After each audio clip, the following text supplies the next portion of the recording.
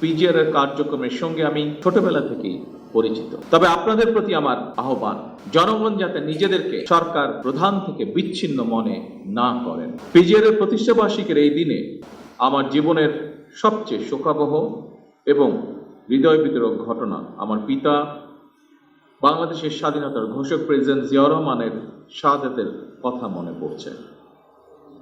1981 সালের 30 মে চট্টগ্রাম সার্কিট হাউসে প্রেসিডেন্ট জিয়াউর রহমানের শাহাদাত বরণের সময় কর্তব্য পালনরত পিজিআর এর কয়েকজন সদস্য শহীদ হয়েছিলেন। আজকের এই দিনে আমি পিজিআর এর সেই সকল শহীদদের গভীর শ্রদ্ধার সঙ্গে স্মরণ করছি।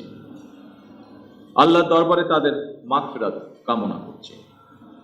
দায়িত্ব পালনের সময় তাদের নির্মম মৃত্যুর মাধ্যমে রাষ্ট্র সরকার প্রধানের নিরাপত্তার প্রতি অটল আনুগত্য, কর্তব্য পরায়ণতা এবং জীবন উৎসর্গের যে চূড়ান্ত দৃষ্টান্ত স্থাপিত হয়েছে, এটি অবশ্যই পিজিআর এর সদস্যদের জন্য একটি দৃষ্টান্ত হয়ে থাকবে। প্রেসিডেন্ট গার্ড রেজিমেন্ট পিজিআর প্রতিষ্ঠার ইতিহাসে মেজর জেনারেল জিয়াউর রহমান একটি অবিস্মরণীয় এবং অনুপ্রেরণামূলক নাম।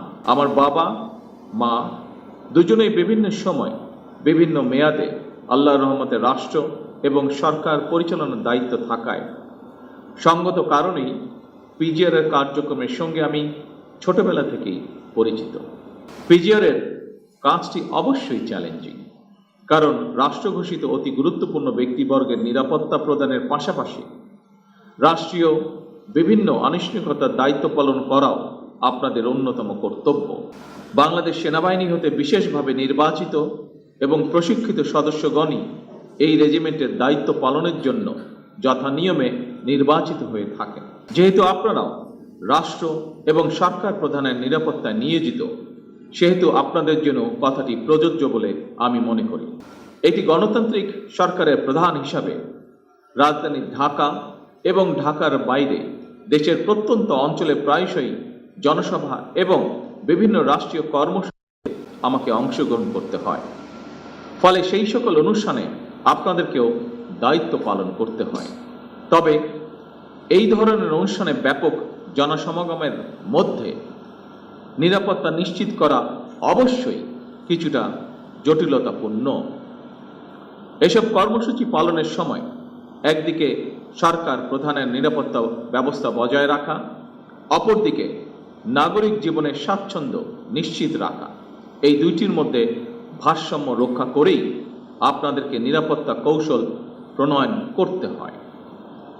তবে আপনাদের প্রতি আমার আহ্বান, নিরাপত্তা কৌশল এমনভাবে বিন্যাস করা জরুরি, জনগণ যাতে নিজেদেরকে সরকার প্রধান থেকে বিচ্ছিন্ন মনে না করেন। একটি গণতান্ত্রিক সরকারের প্রধান হিসাবে আমি জনগণের বিশ্বাস এবং ভালোবাসার উপরে আমার আস্থা এবং নির্ভরতা বজায় রাখতে চাই। সুতরাং নিরাপত্তা কৌশল যাতে সরকার প্রধান থেকে জনগণ থেকে দূরে ঠেলে না দেয়, সেদিকে বিশেষভাবে লক্ষ্য রাখার জন্য আমি আপনাদের প্রতি বিশেষভাবে আহ্বান জানাই।